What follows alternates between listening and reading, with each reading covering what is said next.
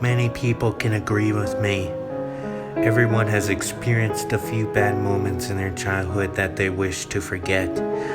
Fortunately, it's these times that are so easily burned into people's memories.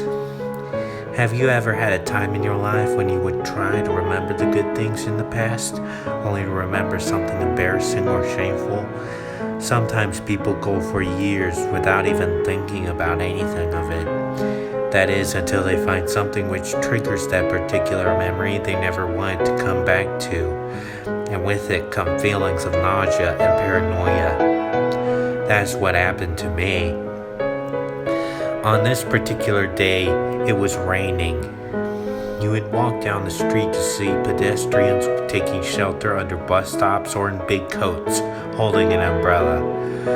I myself was holding one, frustrated by countless strong winds blowing it back.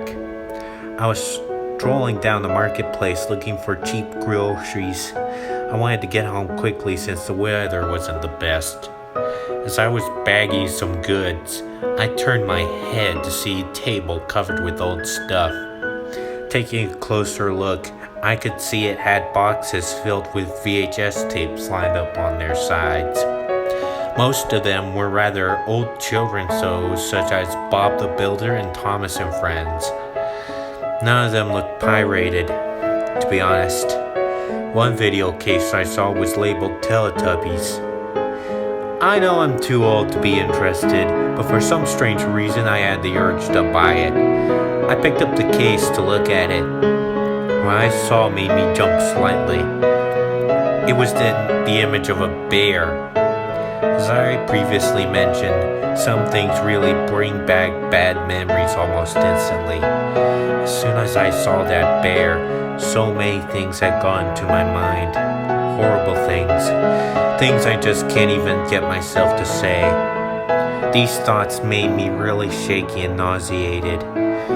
Despite my feelings, I gave the cashier his money and put it in a bag with all my other stuff. When I looked back up, the cashier just smiled at me. Not a have a nice day sort of smile, but more of a I'm glad you bought it smile. I didn't smile back. I just walked away, trying to get into my car. As I drove home, all I could think about was that bear.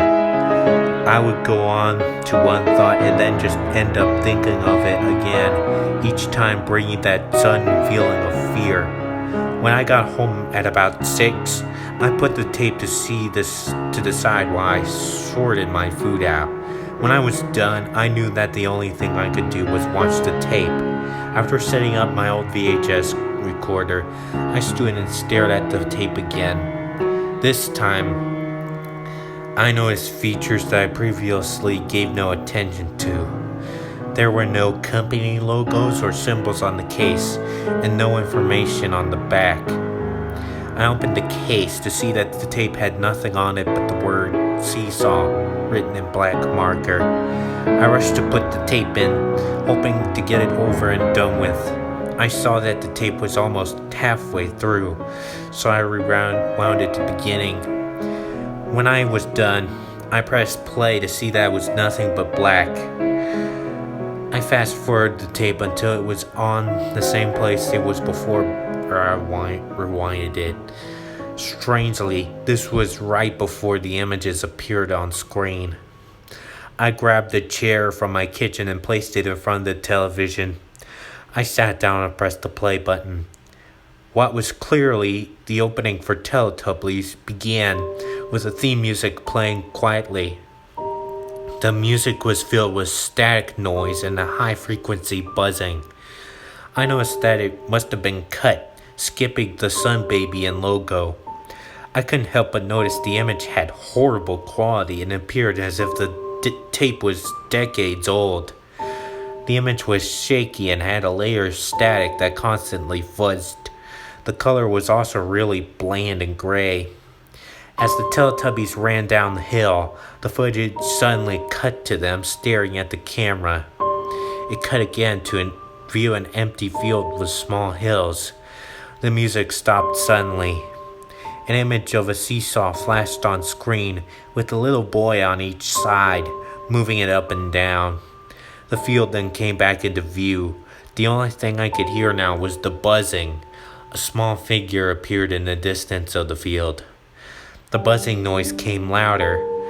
The seesaw image flashed on screen again. The buzzing momentarily silences as the echoey voice of an elderly woman could be heard slowly getting louder. The image flashed again. The screen slowly zoomed into the distant object, and as the buzzing noise returned, the woman's voice slowly echoed, "I'm coming! I'm coming!" A high-pitched screech was audible as it slowly zoomed in. A face briefly flashed on the screen. Things to get tense. At this point, I was too frightened to turn the volume down. "I'm coming!